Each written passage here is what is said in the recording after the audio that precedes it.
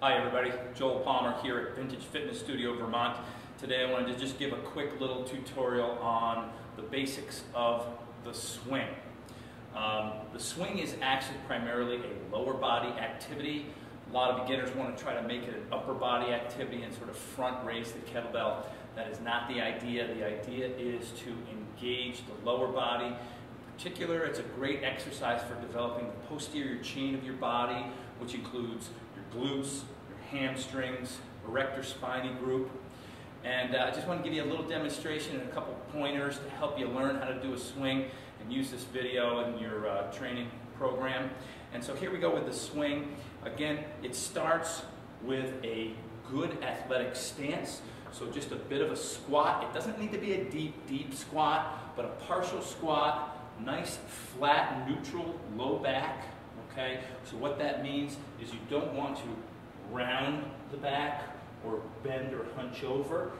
You have to actually kind of stick your butt out a little bit and maintain that good neutral spine posture here, a flat back.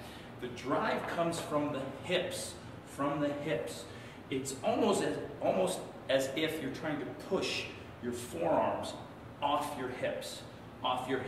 So the drive is a bit of a hip hinge here where you're pushing with the hips, coming out of your squat position, your good athletic stance, and driving the hips. So there should be a little bit of this hip hinging motion that occurs.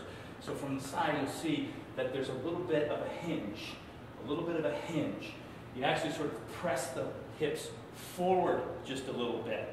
Okay. On the back side, what you should feel is the glutes should feel like they suck right in tight and squeeze on the back end of things. So the glutes are engaged. This is a great glute, hamstring, low back developer here.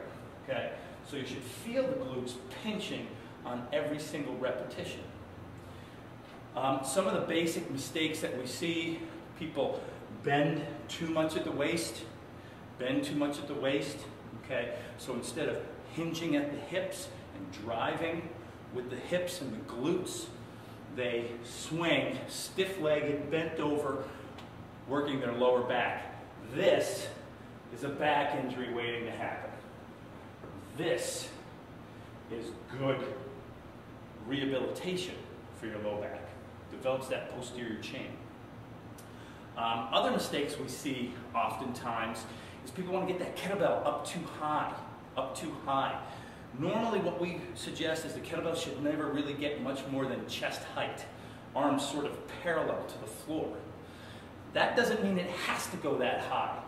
If you are somebody that has low back pain or some chronic back issues, it might even be best for you to keep the amplitude of the kettlebell lower and just focus on the drive at the hips and not so much on raising the kettlebell. As you raise the kettlebell higher, it actually will shift a little more weight back onto your lower back. So you do want to be just a bit cautious if you are somebody with back issues. So I'm going to show you just a little bit here how a swing works, how it looks, and just so you can get a view. We'll do some front swings and then I'll turn sideways, give you a little side view as well. So good athletic stance. To begin with, I like to start with just a little bit of a hike motion, just like a center in football, okay? So we're going to hike it back, and then it's a hip hinge, okay? Right there.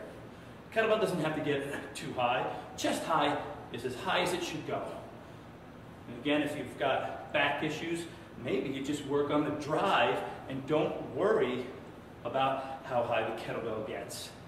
The kettlebell should actually swing right through. That's why it's called a swing. Let me show you from the side. Again, we'll go with the hike maneuver to get it started.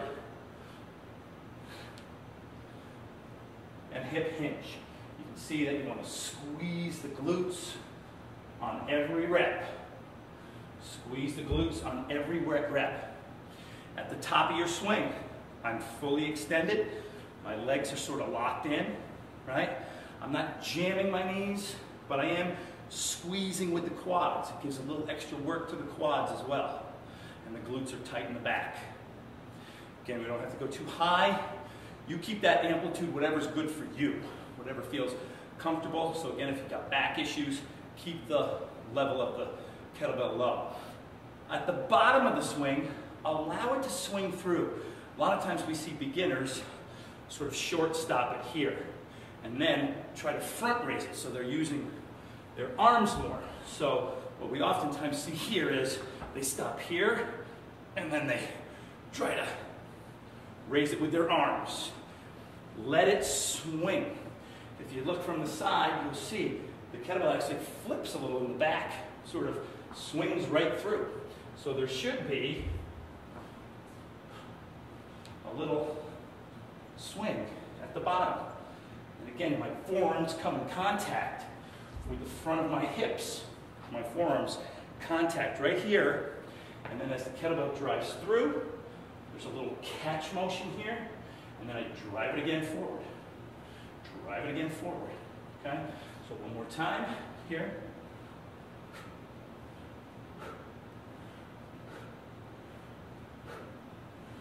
Right? One more time from the front.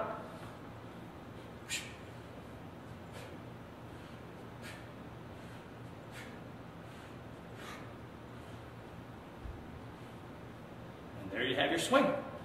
Try that at home. Try that in your studio. Work on your swing. Really one of the best exercises you can do with your kettlebell. Great conditioning, great strength developer for the posterior chain. If you've got back issues, keep the amplitude low. But if you do have back issues, it's a great rehabilitation tool for low back issues. Check back for another video here at Vintage Fitness Studio Vermont. Thanks.